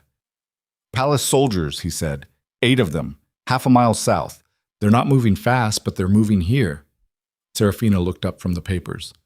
"How do they know where I am?" she said. "I don't know." She did know. She knew before she finished the thought, the way you know certain things once you allow yourself to look at them directly. The mate bond. Kyle had been feeling the direction and distance of her location through the bond's connection for 4 weeks. He could not pinpoint it precisely, but he could feel north, and he could feel closer. And he had resources she did not, riders who could move faster than she could, informants in clan territories whose loyalties had been maintained by palace coin. She had known this was coming. She had not finished preparing for it. "We move now," she said. She was already gathering the documents. They cleared the way station in 4 minutes. They moved north and east through the forest on foot, Rowan leading because he knew the ground in the dark, Seraphina carrying the archive in her bag and the growing folder of testimonies that were the entire material foundation of what she was building. She moved fast and did not think about her lungs or her legs. The cold was direct, and the forest floor was uneven under the thin early-season snow, and twice she caught herself on a route and corrected without stopping. Behind them, in the distance, she heard the soldiers arrive at the way station and find it empty. They did not stop moving until 2 hours after that sound was gone. When they stopped, in a small hollow sheltered by a rock shelf, Rowan started a minimal fire. Enough heat to think, not enough to be visible. Soren was breathing hard. Tess was sitting on a rock with her hands between her knees and her expression set. Seraphina stood at the edge of the firelight and felt the bond in her chest pull with a direction and urgency that was not hers. Kale was awake. Somewhere south and west, awake and feeling the shift in the bond's taut connection and understanding she had moved. She thought about the letter she had left unopened on Dara's table. She thought about what Rowan had said 5 days ago when they had been walking between 2 Highland settlements, and she had said something about what she was preparing to do at the assembly.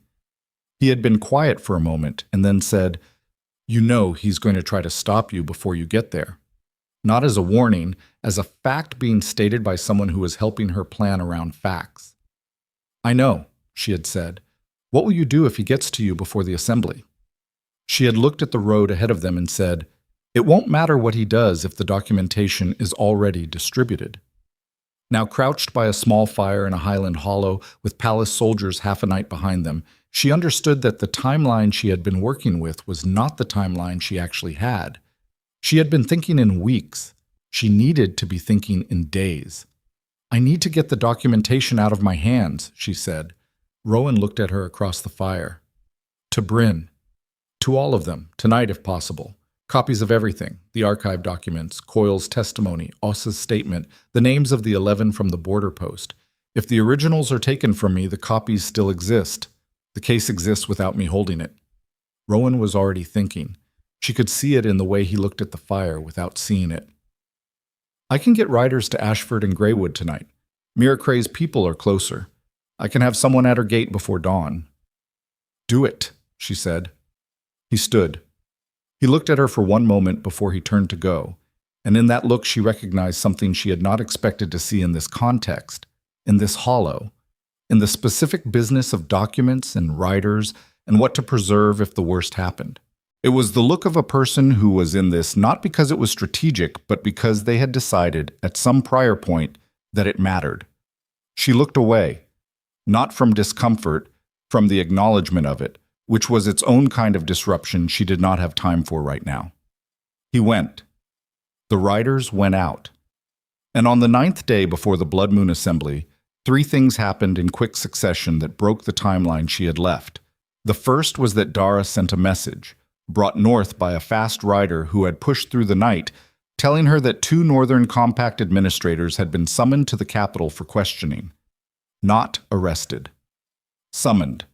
The distinction would not last.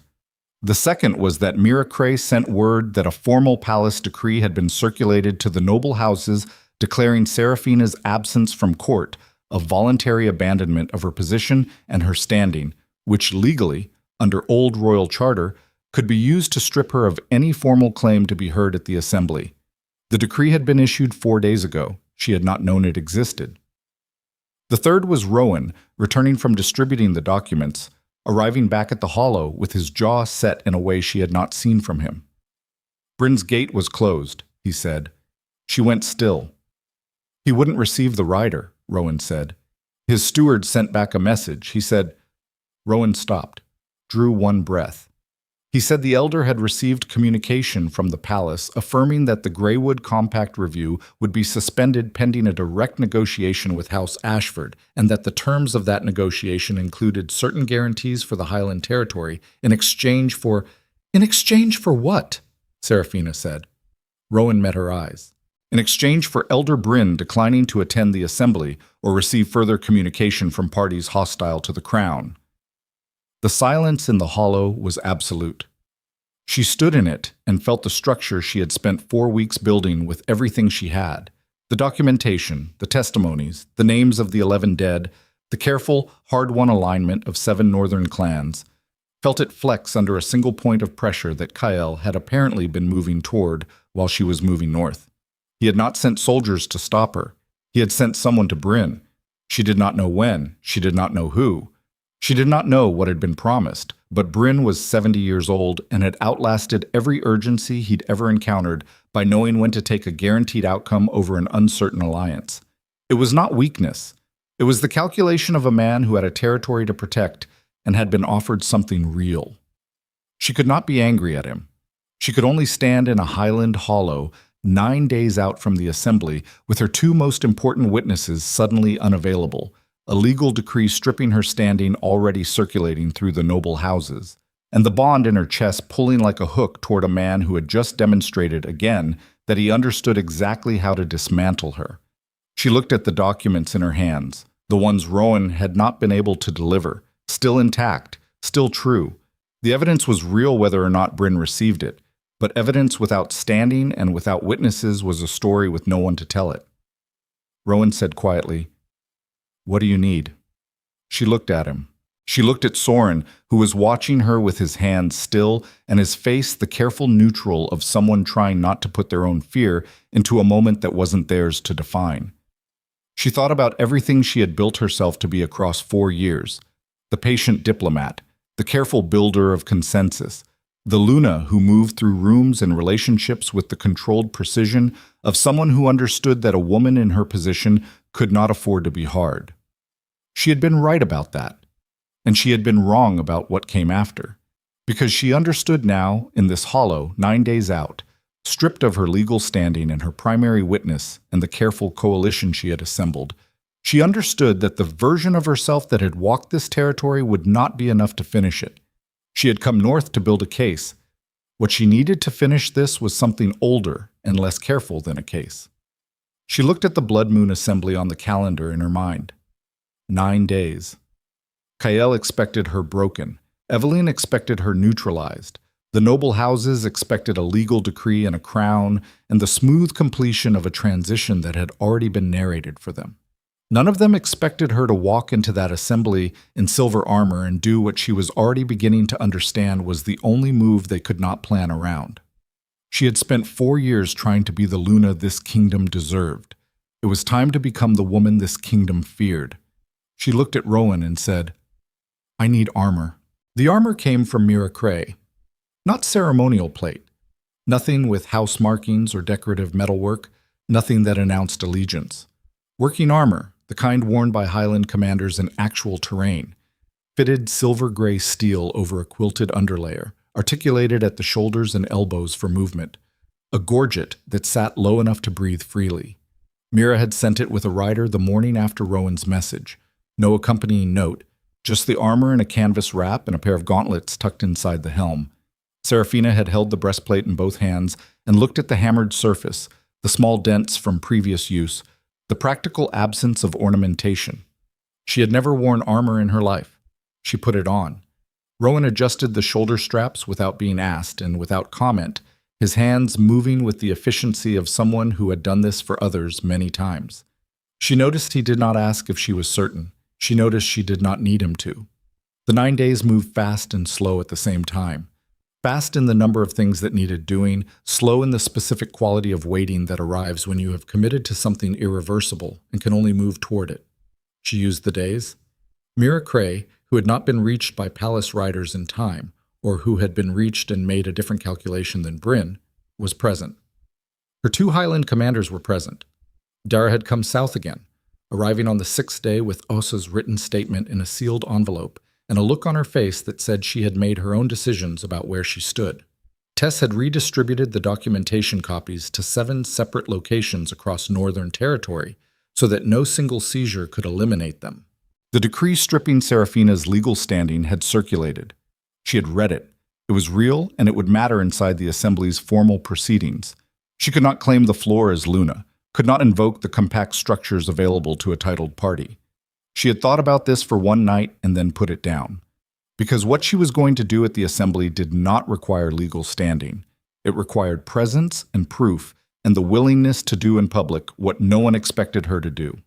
She spent the last 2 nights going over the documents one final time, memorizing the sequence, the specific facts, the names and dates that would be hardest to dispute because they came from the palace's own records.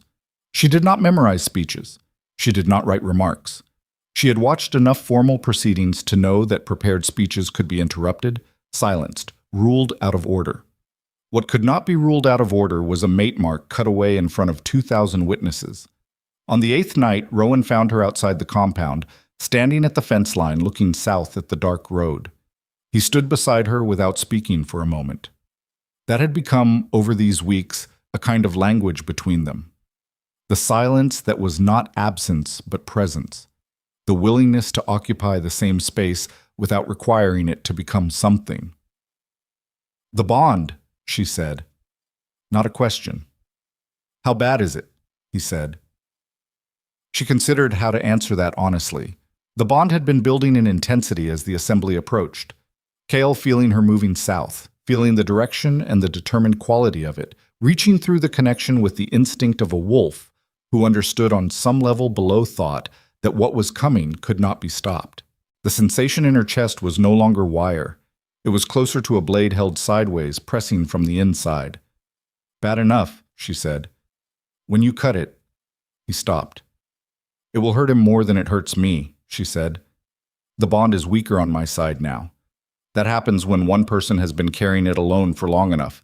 It's been atrophying toward him for months." Rowan was quiet. "I've known that for a while," she said. "I just didn't let myself name it." She felt him turn his head to look at her, though she was still looking south.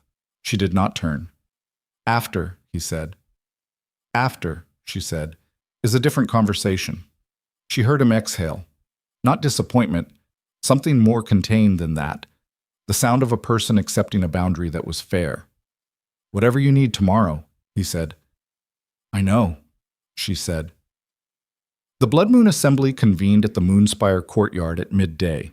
Seraphina entered the capital at dawn. She came in through the lower city on foot, armor covered by a plain dark cloak, Soren and two of Mira's Highland riders flanking her at a distance that was close enough to matter and far enough not to announce.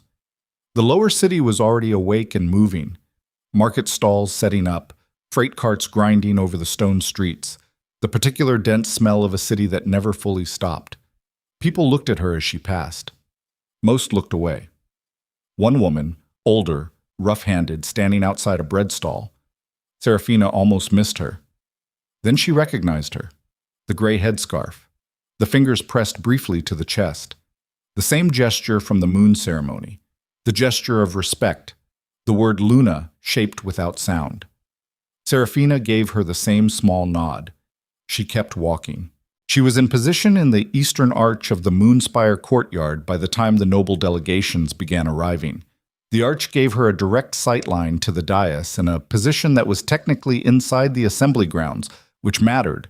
The legal decree stripped her standing to speak, but could not bar her physical presence in a public assembly. The High Steward's own charter guaranteed that. No royal decree could close a public assembly to a citizen of the realm. She had looked that up 6 days ago. She stood in the arch and watched the courtyard fill. The assembly took an hour to fully convene. Noble houses in their designated sections, clan delegations along the western side, the common public behind the iron fence at the perimeter. She could see Mira Cray's silver-bordered banner among the clan section. Dara, not a formal delegate, had positioned herself in the public area near the fence with 3 of her compound people. They're not as witnesses in a legal sense, but as witnesses in the older sense, the sense that had always mattered more. She could feel the exact moment Kael walked onto the dais.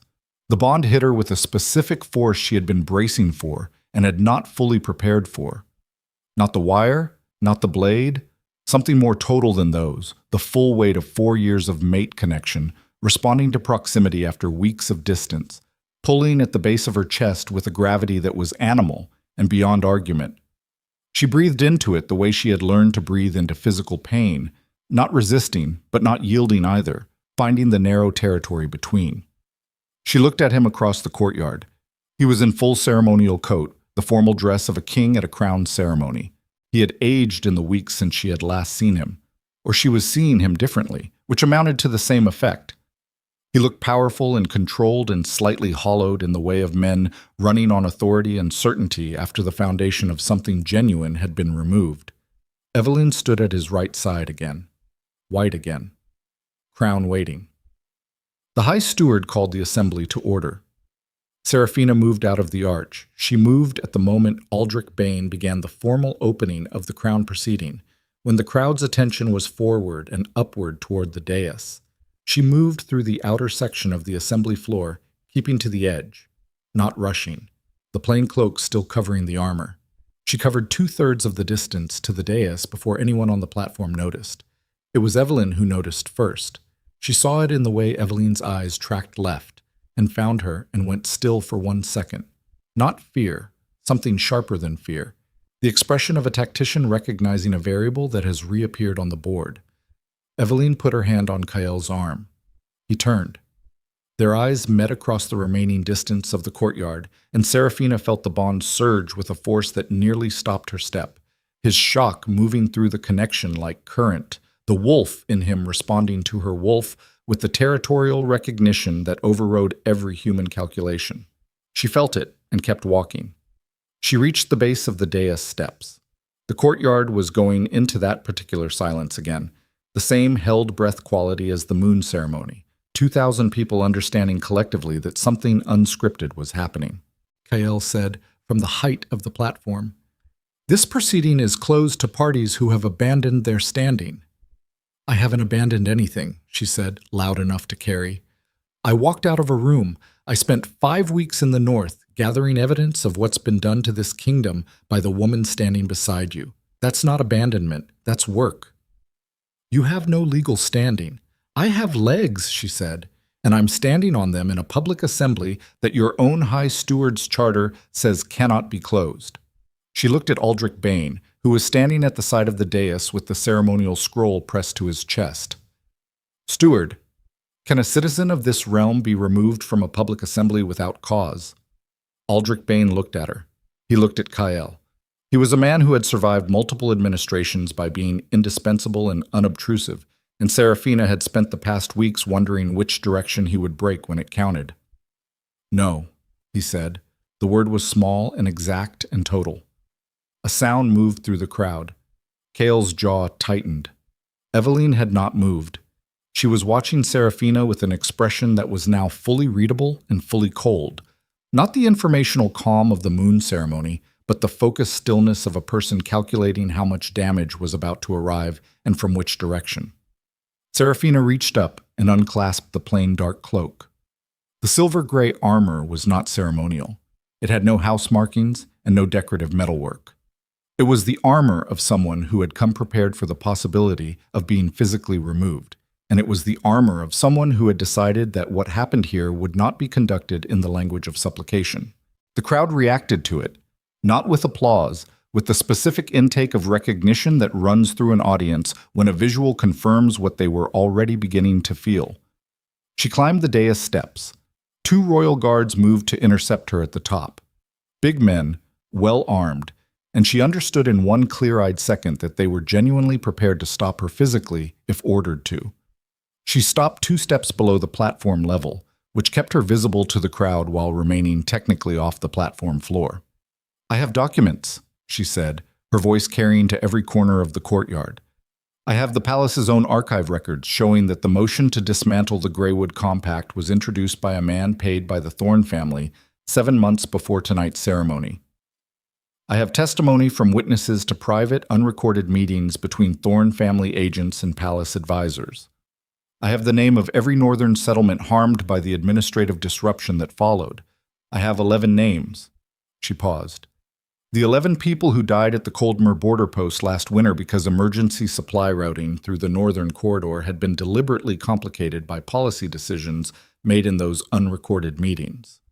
The courtyard was so quiet, she could hear the iron fence gates settling in the wind. "I don't need legal standing," she said.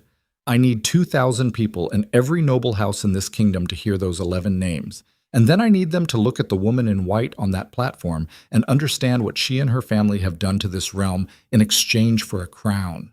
Kael said, "Remove her." Neither guard moved. She looked at them. Not as a challenge, as a question, giving them the moment to locate their own position. Neither of them moved. Kael said again, sharper, "I said remove her." One of the guards, the younger one, fair-haired, maybe 22, looked at the crowd, and then at Seraphina, and then at the ground.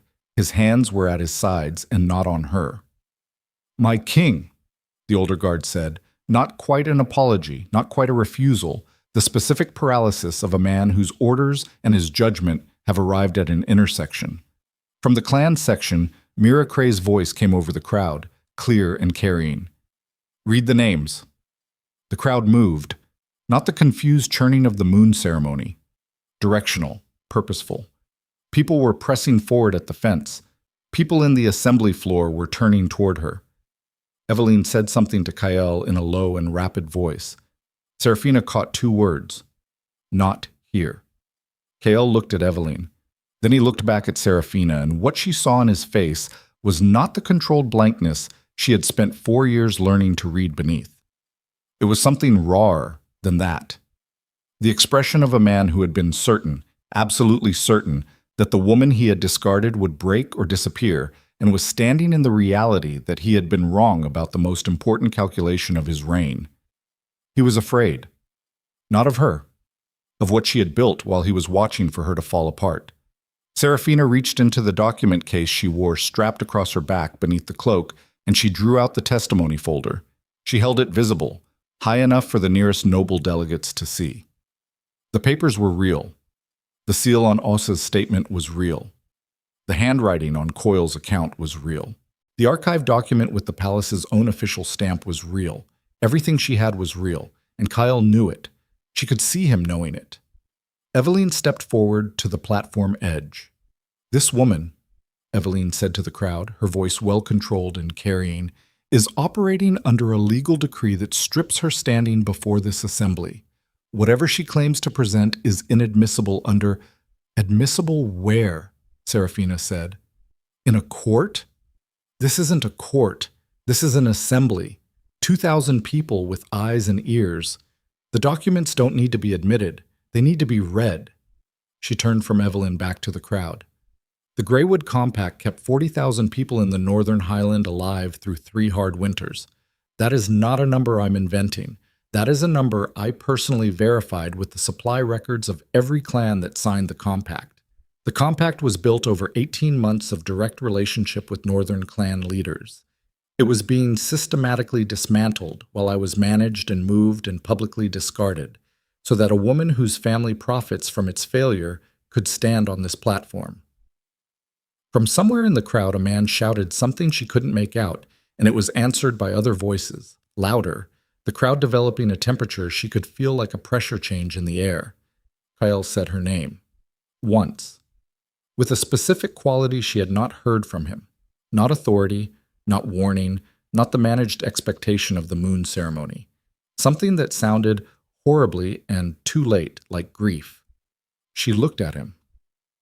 Don't, she said. Don't. He stopped. He looked at her across the platform with everything stripped away. The ceremony and the authority and the calculated distance, and he looked like the man she had loved before the man that had replaced him. And the bond in her chest registered it the way a wound registers pressure, with pain that was proportional and unavoidable, and told her nothing she didn't already know. She had loved him completely. That had been real. What he had done with that love had also been real. Both things were true and would remain true. And the presence of the first did not forgive the second. She reached into the document case and she drew out the one item that was not a document. The ceremonial blade was small and plain, Highland made, given to her by Mira Cray with the armor, its edge maintained to a precise sharpness that was not decorative. She had carried it for 9 days without taking it out. The crowd saw it. The crowd understood what it meant the way a crowd understands visceral things, before language catches up. A sound ran through them, not quite a gasp, the sound of a breath collectively held. On the dais, Kael went very still. The mate mark on her left shoulder, beneath the armor's articulated plate, was an old scar that had been beautiful once, the mark that formed at the completion of a true bond, the physical evidence of a connection that Lycan law and tradition considered the most binding tie in existence. It could not be removed by decree. It could not be stripped by legal instrument. It could not be managed or maneuvered away. It could only be cut. She reached up and unlatched the left shoulder plate of the armor. Seraphina. Kael's voice had broken down to something fundamental. The bond hit her with a surge of his wolf. Territorial, panicked, the animal underneath the king responding to what it understood was about to happen with a force that had nothing calculated in it. She felt it move through her chest like a current, and she stood straight inside it, straight and breathing, feeling it fully because she owed herself that, owed the 4 years that, owed the grief of it, the dignity of being felt rather than bypassed. She removed the shoulder plate. The mate mark was visible, dark against her skin. She raised the blade. "Stop," Kael said. Not to the crowd. To her. Just to her. "Seraphina, stop. I'm asking you. You asked me to stand in silence," she said. Her voice was steady. She was surprised to find how steady it was, surprised and not surprised. The steadiness of someone who has already spent the grief, who arrived here not in the hot urgency of fresh pain, but in the cold, clear air on the other side of it. "At the moon ceremony, you asked me to accept it with dignity for the good of the kingdom." She looked at him one last time, fully, without protection. "This is me, accepting nothing." She pressed the blade to the mark. Kael's hand came forward, not a gesture of command, a reflexive reaching, the wolf in him overriding everything else. But the distance between them was exactly the distance it had always been, too far. She drew the blade across the mark.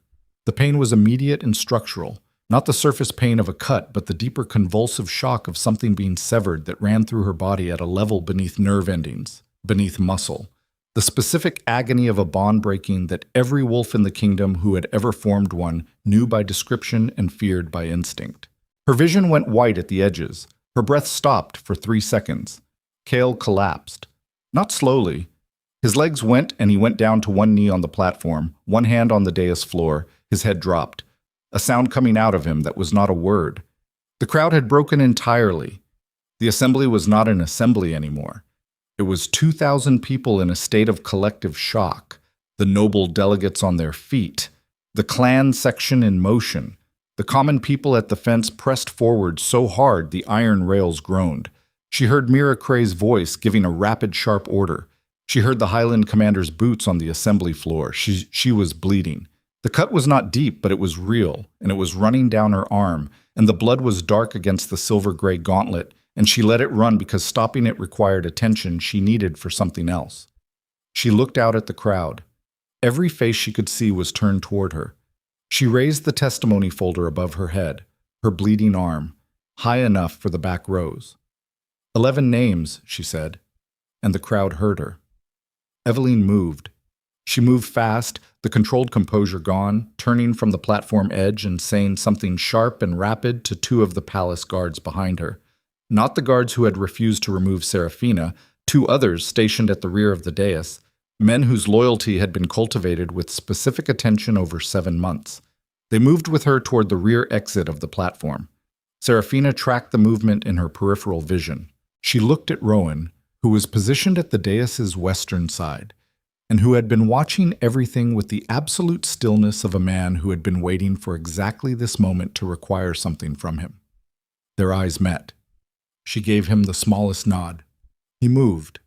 He crossed the assembly floor in 8 long strides and reached the rear platform exit before Eveline's guards could clear the corridor. She heard, rather than saw, the moment of contact, the controlled collision of bodies, the sharp sound of a guard's weapon being redirected, a voice saying, "Stand down," in a tone that was not a suggestion. Eveline stopped. On the platform, on one knee, Kael raised his head. He looked at Seraphina with eyes that were fully open now. The bond breaking had stripped something from him, the way a storm strips everything decorative from a structure and leaves only the frame. He looked like a man seeing clearly for the first time in months, and having the particular horror of understanding exactly what that clarity had cost him. Seraphina stood on the dais steps with her bleeding arm and her documents and 2,000 people behind her, and she looked at the man who had been her mate and understood that this was the last moment she would ever look at him and feel the specific weight of what they had been. After this, he would simply be a king she had faced and beaten. "The assembly," she said, loud enough for the crowd, loud enough for the noble delegates, loud enough for the high steward still clutching his scroll at the side of the platform, loud enough for every commander and elder and farmer and trader who had walked or ridden to this courtyard expecting to watch a crown placed on a woman's head, is going to hear the full record, every name, every meeting, every decision made in the dark. She looked at Aldrich Bane. "Steward, the crown cannot be placed today." Aldrich Bane looked at Kael on one knee on the dais floor. He looked at Eveline frozen at the rear exit. He looked at the crowd pressing against the iron fence. He looked at the document folder raised above Seraphina's bleeding arm. He looked at the ceremonial scroll in his own hands as if he were checking what office he held and what that office required. He said, in the carrying voice of 20 years of public ceremony, "The assembly is paused pending testimony." The crowd erupted, not into violence, into sound, the enormous involuntary release of 2,000 people who have been holding a collective breath through something they did not have the language for yet. Some were shouting, some were weeping, some were simply very loud in the way of people who have witnessed something they are going to be describing for the rest of their lives. Seraphina lowered her arm. The bleeding was slower now. Her shoulder was a sustained low fire. The place where the bond had been was quiet in a way she had no prior reference for. Not empty, not painful, just still, the way a room is still after something that has been making sound for years is finally switched off. Kyle was still on one knee. He looked up at her and said, barely audible under the crowd, "I didn't know what I was losing." She looked at him. "Yes, you did," she said. "That's the worst part." She turned away from him and faced the assembly and opened the testimony folder and began to read the first name. She read all 11 names. She read them slowly, one at a time, with the full name and the settlement and the age of each person, and the courtyard held each name the way cold air holds sound, clearly, without softening.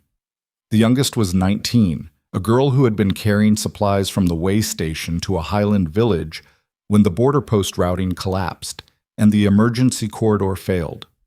Her name was Lena Pell, and she had been found 3 days after the storm, half a mile from the village gate, and Seraphina said her name into the silence of 2,000 people and did not rush past it. When she finished reading the 11th name, the courtyard was very quiet. Then Aldrich Bain stepped forward and called for formal testimony to begin. What followed was not dramatic in the way the preceding hours had been dramatic. It was slow and procedural, and in some ways harder to sit through than the confrontation.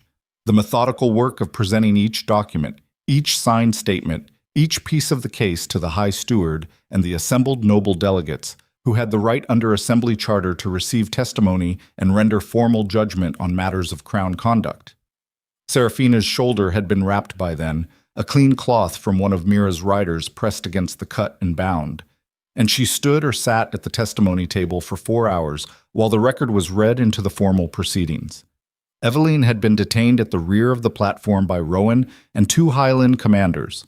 Not roughed, not humiliated, simply present and unable to leave, which was its own kind of precision. Kael had been helped up from the dais floor by 2 of his own guard, the younger one, the fair-haired one who had not moved when ordered to remove Seraphina. He sat in the formal chair reserved for the ruling monarch during assembly proceedings, and he did not speak. He listened to the testimony with the face of a man receiving an accounting of debts he already knew he owed, each item confirming a number he had been carrying privately and hoping no one would ever add up aloud. By the time the last document was entered into the formal record, the winter sun had moved significantly across the courtyard, and the lanterns were being lit for the second time that day, and the crowd outside the fence was still there. Most of them had not left. They stood in the cold and they waited because they understood, the way people understand these things without being told, that what was happening inside the iron fence was happening on their behalf, and they were owed the knowledge of how it ended. The High Council convened in the Assembly chamber that evening and deliberated for 3 hours. Seraphina sat in an anteroom during those 3 hours with Soren on the bench beside her and Rowan standing at the window. The shoulder ached steadily. The place where the bond had been was still that specific quiet, not healed, not empty, but settled, the way scar tissue settles into the body's understanding of itself. She was tired in a way that went past the physical, the tiredness that arrives after sustained high-alert functioning, the body's accounting of what has been spent. She did not sleep. She sat with her hands in her lap, and she thought, as clearly as she was able, about what she actually wanted, not what she was owed, not what justice required in an abstract sense. What she, Seraphina Vale, wanted to be on the other side of this. It was a question she had not had the space to ask herself during the weeks of building and moving and surviving. It was the question that mattered most. She was still sitting with it when the High Council's senior delegate came to the anteroom door. He was a man named Elder Ferris, 60 years old, formal in the way of men who hold their dignity carefully because they have held it for a long time. He looked at Seraphina with an expression that was not warm but was honest.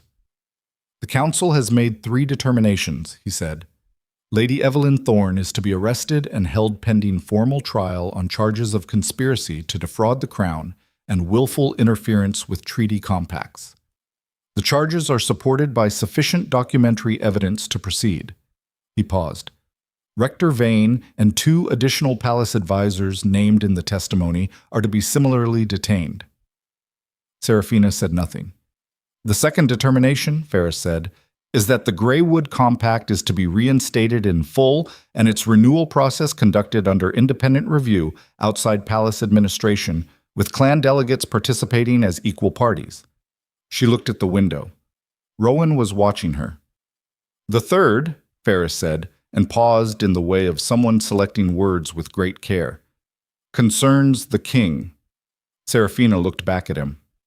"The council finds that King Kyle Draven exercised insufficient oversight of his own administration and knowingly permitted—" Ferris stopped, drew one breath, "knowingly permitted a private interest to shape Crown policy to the detriment of sworn treaty obligations and the welfare of the Northern Territories. The Council is prepared to move for formal censure and abdication proceedings pending the King's response." "His response," Seraphina said. He has asked to speak with you first, Ferris said, before he gives the council his answer. The anteroom went quiet. Soren looked at her. Rowan turned from the window fully. She sat with this for a long moment. She was not obligated. She knew that, and she knew Ferris knew it. And she knew that whatever Kyle wanted to say had no bearing on what the council did or did not do. The evidence was in the formal record, independent of her. She could decline. It would be clean and defensible, and she would not lose anything material by refusing. She stood up. 5 minutes, she said to Ferris. My lady... Soren started. 5 minutes, she said again. Not sharp, calm. The calm of someone who knows exactly how much of herself she is willing to give to a conversation and has no anxiety about holding that line. Ferris brought her to a small room off the main chamber. A bare room, functional, with a table and 2 chairs. Kael was already there, still in the formal coat, now crumpled at the shoulders. The crown ceremony had left him looking reduced. Not broken, not pathetic, but stripped of the specific altitude that formal ceremony gave him. He was just a man in a room who had done serious damage and was about to face the accounting. He looked up when she came in. She sat across from him and put her hands on the table and did not say anything. He said, I need to know if there was a version of this where I didn't destroy it. She looked at him. The question surprised her slightly, not in its content, but in its honesty. She had expected justification or appeal, or the specific kind of remorse that is really a request for absolution. This was something different. This was a man actually asking.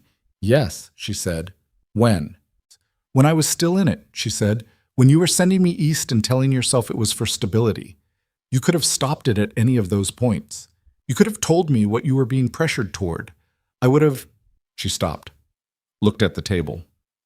I would have fought for you. That's who I was. I know, he said. You knew then too, she said. He did not deny it. You knew, she said, that if you told me, I would have found a way to address the thorn pressure without burning down the northern alliances, without stripping the compact, without any of what happened. You knew that because you had watched me work for 4 years and you knew what I was capable of. She looked at him directly. And you chose the easier path, not because Evelyn was worth more to you, because managing me through absence was less complicated than trusting me with the truth. Kael's jaw moved. That's the thing I have to live with, he said. Yes, she said. It is. They sat in silence for a moment. Outside the room, she could hear the low sounds of the assembly building settling around the weight of the evening. What will you do? He said. It was not a question about the council or the abdication proceedings. She understood he was asking something more fundamental. I'm going to go north, she said. I'm going to spend the winter working on the compact restoration and making sure the 11 families get what they're owed from the Crown relief funds. And after? That's not your question to ask anymore, she said. He absorbed this. He nodded, once, the nod of a man accepting a boundary that he had forfeited the right to contest. The council's proceedings, she said. Don't make them drag you through it. Give them your answer tonight. She paused. Not for me, for the kingdom. Give them a clean abdication and let the transition start without a protracted fight that costs the people more than they've already lost. She looked at him and said the next part carefully, because it was true and not kind, and he deserved both. You were not the worst king this realm has ever had. You were a capable administrator who made a catastrophic personal choice and refused to correct it when correction was still possible. That's the honest accounting. The kingdom doesn't need you gone as punishment. It needs you gone because the trust is beyond repair, and what comes next requires a foundation that your name can no longer be part of. Kyle was quiet for a long time. You're more honest with me now, he said, than you ever were when we were... I was honest with you then too, she said. You weren't listening. He looked at his hands on the table. Then he stood, and she stood, and they were face to face across the narrow table in the bare room, and she looked at him one final time with the full attention of someone saying a real goodbye, rather than the performed kind. 4 years. A bond that had been real, even if what was done with it had not been. A man who had been genuinely good at things that mattered and genuinely terrible at the thing that mattered most. She extended her hand. He looked at it for a moment. Then he shook it. His grip was firm and brief and entirely without theater. "I'm sorry, Seraphina," he said. "I know," she said. "Kael." She left the room. Eveline Thorne was taken into royal custody before midnight. She did not weep, and she did not beg. And Seraphina, who happened to be in the outer corridor when the royal guard escort moved through, watched her pass with something that was not satisfaction and not pity either. Eveline walked with her chin level and her face composed, and Seraphina could see in the set of her shoulders the same cold discipline that had been there since the moon ceremony, the iron self-possession of a woman who had calculated everything and lost and was refusing to show the loss as weakness. Seraphina understood that quality, had spent years cultivating her own version of it, and she looked at Eveline and thought that in a different configuration of circumstances, this woman might have been formidable in a way that was constructive rather than destructive. And then she thought that was probably the most generous and most useless thought she'd had all year, and she walked the other direction. Kael gave the High Council his abdication by morning. The formal documentation was completed over the following 2 weeks with the methodical thoroughness that transition of power required. There were no dramatic scenes, there were no public speeches.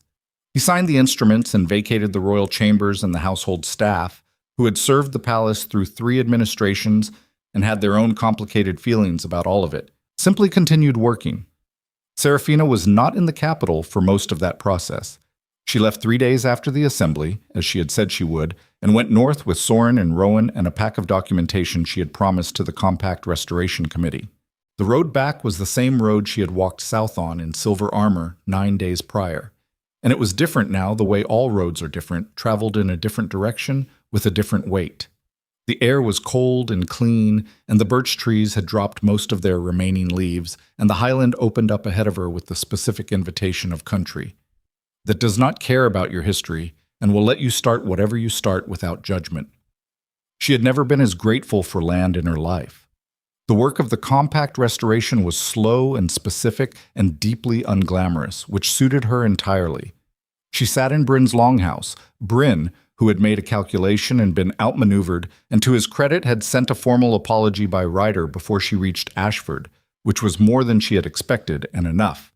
And she sat across tables from administrators and supply managers and clan elders and went through the actual practical mechanics of rebuilding what had been disrupted, pricing structures, routing agreements, the legal instruments that needed to be re-signed and re-witnessed, the relief fund allocations for the 11 families, which required navigating the gap between what the Crown formally owed and what the Crown's current transitional administration could actually release.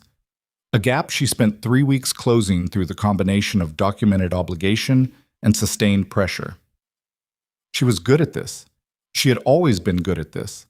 There was something different about doing it now. Not as a Luna, not in service of a throne, not as the diplomatic extension of someone else's authority. She was doing it because she had decided to do it, because the 11 names were real and the 40,000 people north of the ridge were real, and the work of keeping complex human systems functioning in hard country was real and mattered entirely independent of whether it came with a title. That difference, small as it seemed on the surface, was the entire thing. Rowan was a constant in those weeks, not as a presence that pressed or made demands, as a working partner, someone who knew the territory and the people and who moved through both with the same unhurried competence she had observed since the hollow in the forest. He did not talk about what was building between them. She did not talk about it either. They worked and they ate, and they walked between settlements, and they talked about the work, and sometimes in the evenings when the fire was low and the documents were put away, they talked about other things. His family, her childhood in the Vale territories, the specific textures of choices made under pressure, and the conversations had the quality of two people who are learning each other deliberately, without pretense, without the distorting weight of needing the other person to be a particular thing. One evening, late in the 2nd month, he said, "The council is moving toward a formal selection process for the crown." "I know," she said. She had been watching the dispatches. "There are names being discussed," he said. "There are always names being discussed." He looked at the fire for a moment. "Yours is one of them." She looked at the fire too. She had known this was possible.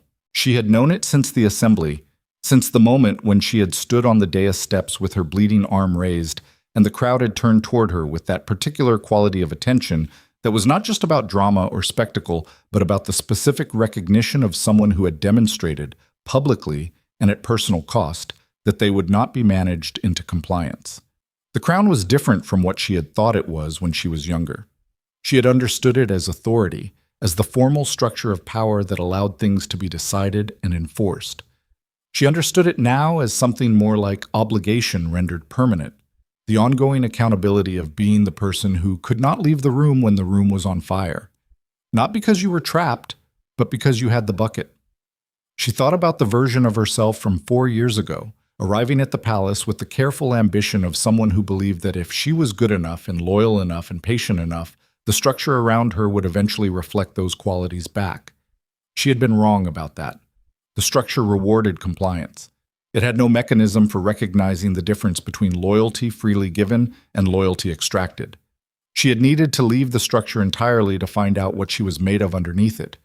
What she was made of was this: the unglamorous work, the long table, the 11 names, the 40,000 people north of the ridge, the ability to sit across from someone who had wronged her and tell him the honest truth and walk away without the transaction requiring anything from him afterward. That was what she had. "If the people choose me," she said, "it won't be because of the mate bond or a family claim or a political arrangement. It won't be because I'm owed it." She paused.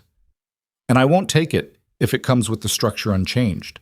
The compact review process, independent, with clan delegates as equal parties, that becomes permanent. The Northern Territories get formal representation in the High Council. The unrecorded meeting process gets dissolved into a mandatory documentation requirement that covers all Crown advisory functions." "Those are conditions," Rowan said. "They're requirements," she said. He looked at her with the steady dark eyes she had learned to read now, as well as she had ever read anyone. "You've already decided," he said. "I've already decided what I need it to look like if it happens," she said. "That's different from deciding to want it." He almost smiled. The spare, dry expression that had been one of the first things she had noticed about him, the expression of a man who found the world genuinely interesting and did not feel the need to perform more emotion about it than he actually felt. "Do you want it?" he said. She was quiet for a long moment. "I want the compact to hold," she said. "I want the relief fund to reach all 11 families before the winter. I want the northern corridor to function reliably enough that nobody dies at a border post because the supply route was deliberately complicated for political leverage." She paused. "If the crown is the instrument that makes those things durable, then yes, I want it." "That's a different answer than wanting power," he said. "It's the only answer I trust myself to have," she said. He nodded once. He reached across the space between them and set his hand over hers on the table. Not a gesture of possession, not a claim, simply contact, the specific weight of one person choosing to be present with another and letting that be enough. She looked at his hand on hers. She turned hers over and held it. The formal coronation was held in the 4th month at the Moonspire courtyard, because the courtyard belonged to the kingdom and not to the king who had built the ceremony in it, and the kingdom had decided to reclaim it for something different. It was not the ceremony Seraphina had stood in at the moon ceremony, waiting to have her bond renewed. It was not the ceremony that had been planned for Evelyn's crown. It was a more spare event, without the layered political theater of those occasions, without the careful choreography of power performing itself for the benefit of the powerful. The 7 Northern clan delegations were there. Mira Cray, who had positioned herself in the second row with her arms folded and the expression of someone attending a proceeding they are cautiously prepared to approve of. Dara, who had come south again and was standing near the front with a plain coat and the direct gaze of a woman who had been part of making this happen and had no need to pretend otherwise. Elder Ferris of the High Council, Aldrich Bain, the High Steward, who had said no when it mattered and had not been forgotten for it. Soren, standing at the east side of the platform, hands behind his back, watching with the contained pride of someone who had followed a person into uncertain territory and arrived somewhere real.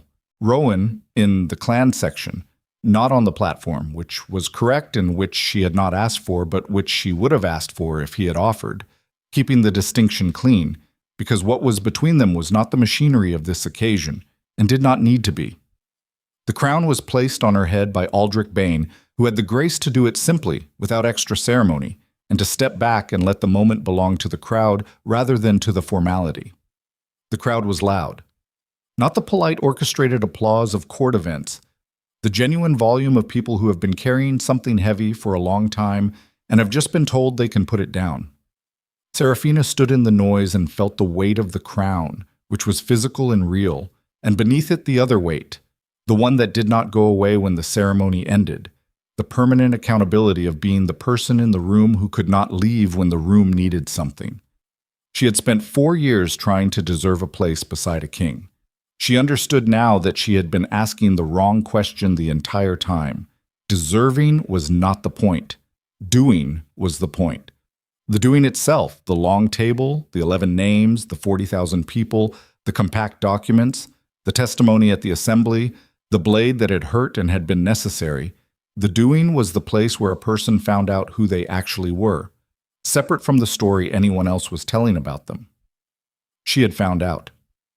She looked out at the crowd, at Miracre's cautious approval, at Dara's direct gaze, at Soren's contained pride, at the woman in the gray headscarf who she found improbably in the 4th row who was pressing her fingers to her chest again in the same gesture she had used twice before. Luna. Seraphina pressed her own fingers briefly to her chest in return, not the formal gesture of a queen acknowledging a subject, the plain human gesture of one person recognizing another across a crowd. Somewhere in the Eastern Territories, Cale Draven was beginning the quiet life of a man who had abdicated his way into history as a cautionary example. She did not know the details and had not sought them. He was not her concern. The grief of what they had been was not her burden to carry indefinitely. She had felt it fully and she had cut it away and the scar was clean. You could love something completely and still put it down. That was not failure. That was the specific adult courage of understanding that what you wanted and what you needed were not always the same thing, and choosing need without lying to yourself about the cost. The cost had been real. She did not pretend it hadn't.